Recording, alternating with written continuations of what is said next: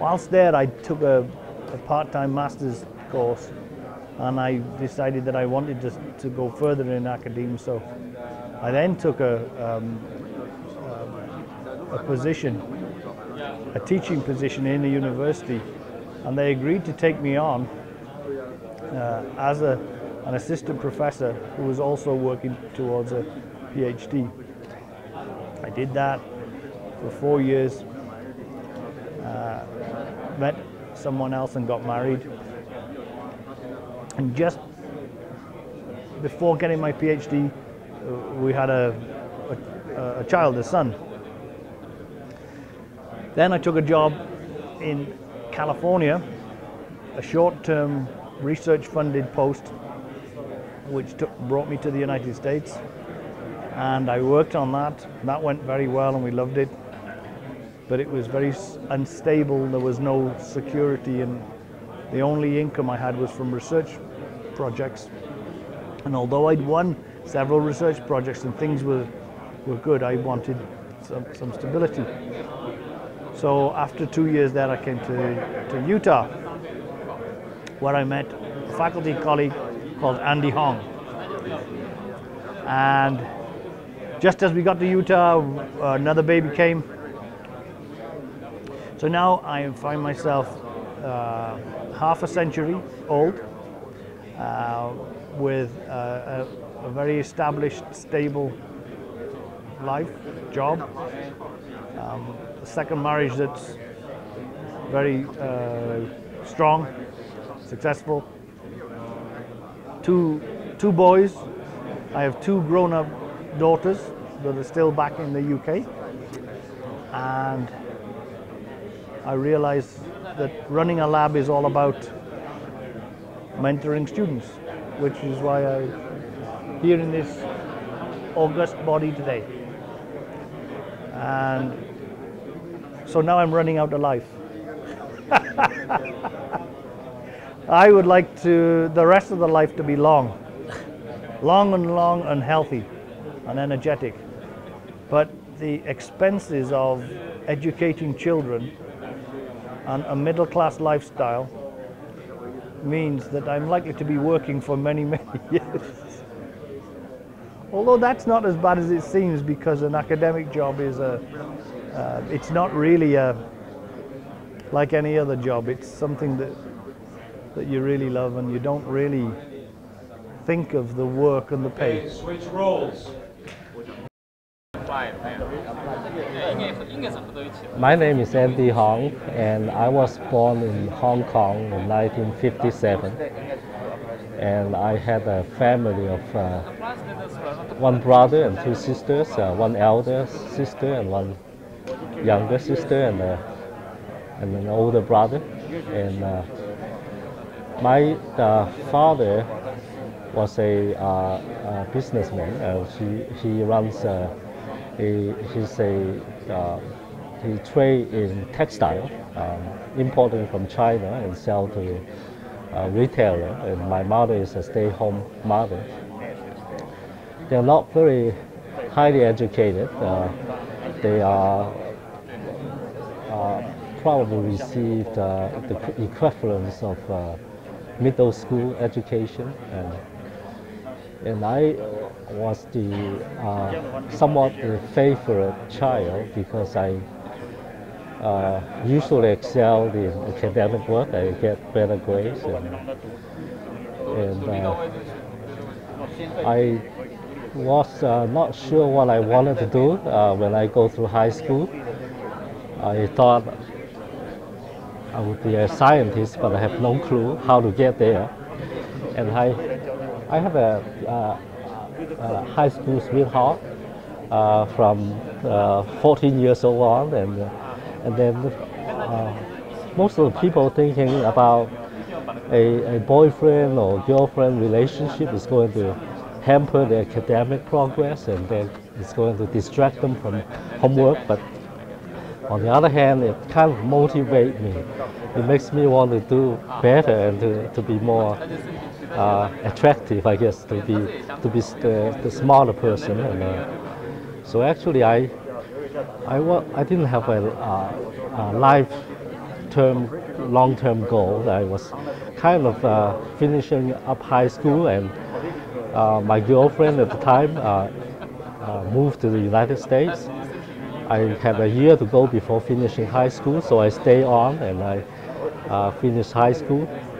Then I applied for a college to go to the state to study. Then I followed her to join in a college in San Francisco. That's where she lived, and I stayed there for 2 years. Decided I want something better, so I applied for Caltech for a transfer, and then I went there. I studied. It's like when I first got there, it was like a whole world open to me. I didn't know what I should study, whether it's science or engineering. So I kind of, in my first semester, I tried everything. I moved from chemistry, that's where I got in for, to applied science, electrical engineering, chemical engineering. Then I finally decided it was chemistry that I wanted. So I graduated with a BS in chemistry, and the day after I graduated, I married my girlfriend, and and there was a straight fly to San Francisco to get married in, and that marriage didn't last very long, and we kind of went our separate ways after a year, and then we kind of hands-on on a relationship that lasted for another 6 years before we finally, that's time we get a divorce, and that's how we end up in. And so when I finished, when I was about to graduate, I was going to go to graduate school at Yale, but then I decided with the professor I was working on in environmental engineering, I found a project that was exciting to me, so I hang on, I stay on and finished my PhD in environmental engineering science at Caltech. And after that, I applied for a job at the University of Utah. That's how I got into the University of Utah. And it was a very different place for me. The first year I arrived at the university, the department was not in a very stable conditions. And I had that divorce first year into my academic faculty position, and I was quite distracted. And the dean came in about 1 quarter after I got here, maybe the second quarter. He announced that he would be astonished if we weren't looking for a job. You know, he was going to close down the department. So I didn't know what to do. I was kind of depressed, and the very few graduate students I had kind of jumped ship, and I didn't know what to do. I was fairly young, and I didn't have quite a mentor. But I hang on, and I try to do what I can with the circumstances, and eventually the outlook got improved, and we got some new chair, and we have some temporary chair, and then we got a new chair who is into rebuilding, and then the department turned around, and we got a series of hires of new faculty, and the economic of the state got better, and we eventually stabilized, and we are on the improving slope. And then we eventually I stay on. I had a little bit of a struggle in the process of tenure. Eventually I overcame that. Starting with the person who just finished listening, take 1 minute, this is just for just 1 minute, take 1 minute and tell your partner or your partners, tell them what you like about yourself. Talk about your strengths and your good qualities for just 1 minute. Okay, and then I'll say switch. You simply switch roles. When I say time up, those in the two-way just enjoy each other's company for an extra minute so the three-ways can get their full minute. Okay? All right, start. Tell you what my strengths are. You interviewing me for a job, Andy? Strengths, what do I like?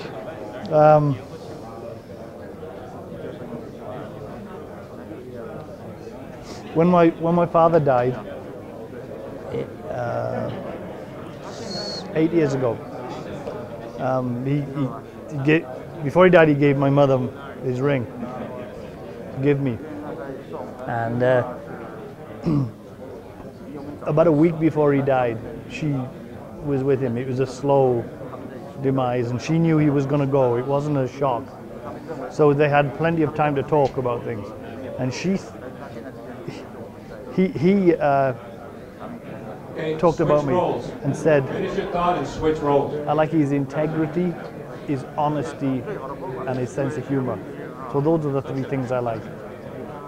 Sometimes my honesty is too honest. Okay, Peter, what I like about myself is I thank God for giving me the ability to learn. And I pride myself to be able to accept new things, and I